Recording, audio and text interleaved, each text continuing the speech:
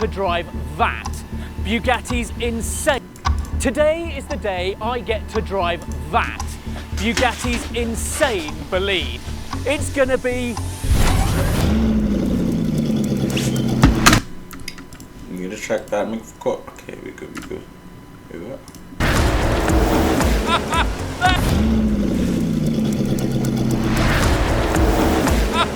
That's outrageous!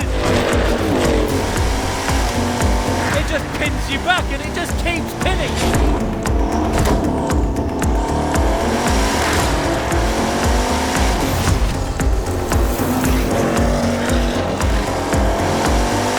That's astonishing. We'll get back to the driving soon, promise. We're at Paul Ricard with Bugatti's monstrous 1600 horsepower track-only hypercar. 1600 horsepower.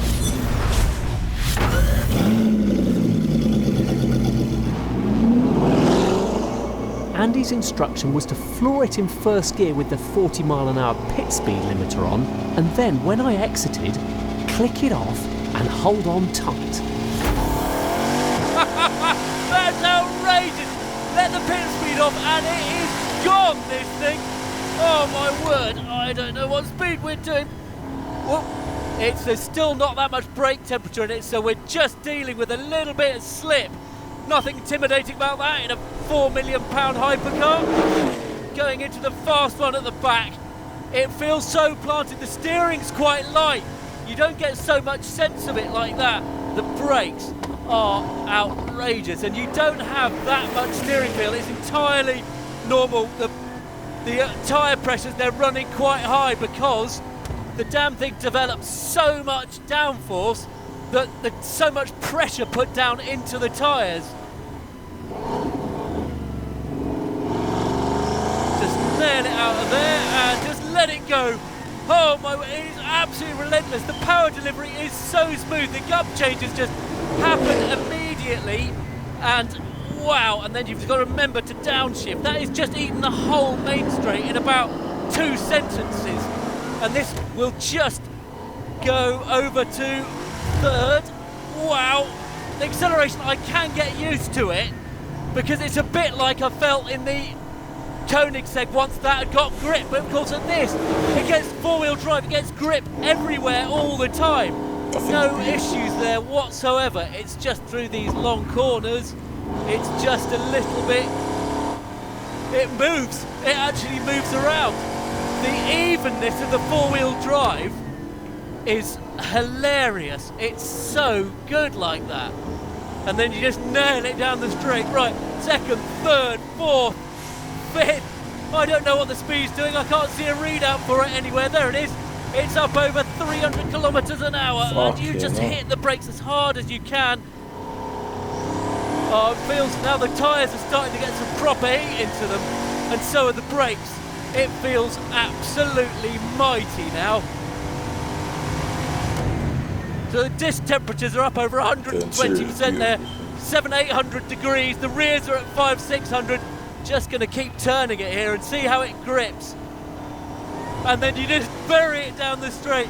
Oh, this is absolutely hilarious. It just pins you back and it just keeps pinning. It lets up not at all.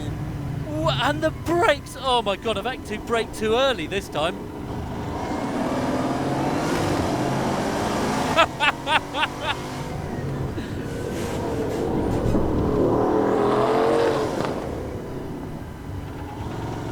So when it starts to move, it's really benign. I can't believe it. That's astonishing. You see the bodywork panels vibrating, it's going so hard. Wow.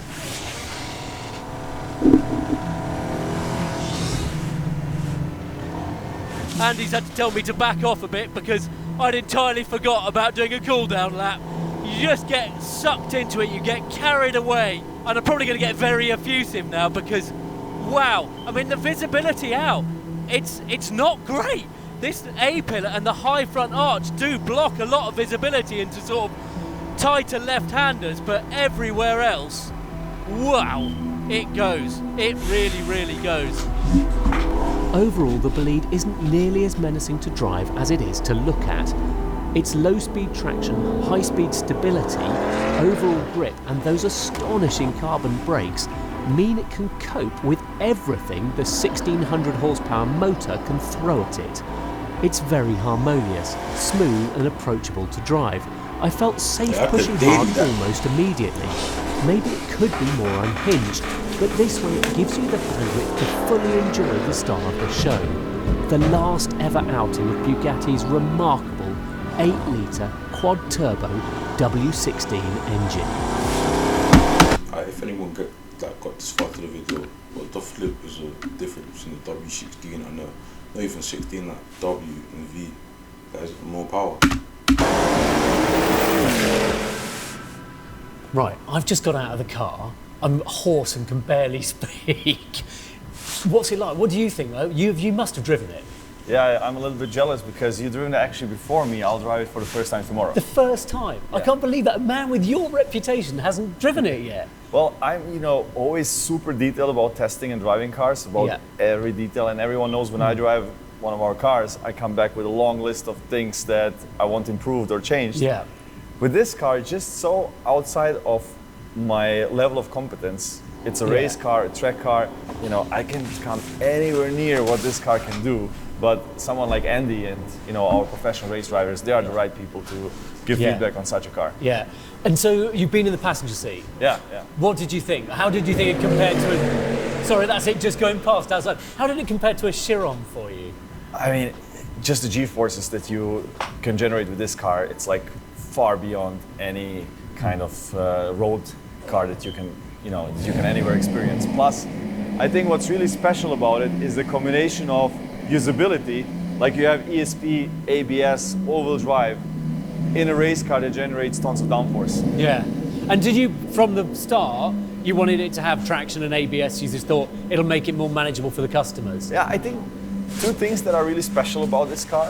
Of course, W16, but the chat, but one project is to make, when we did this thing, a race car with the performance of a race car and the level of quality that we as Bugatti. Now, as promised, here's that uninterrupted lap.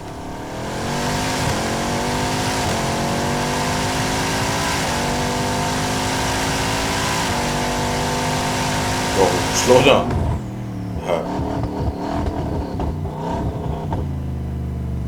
Send it. Wait, where you?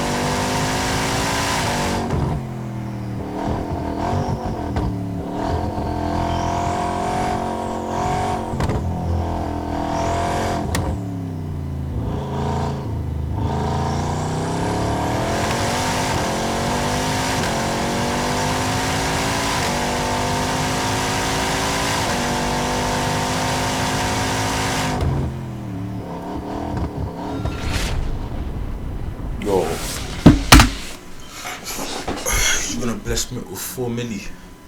I'll cop that car today. I'll cop that car yesterday, G. What? Yes. Nürburgring. Nürburgring. You wanna see that Nürburgring? Alright. You know what? I promise you, I'm the best car guy you lot are ever gonna meet. I know everything about cars. I know about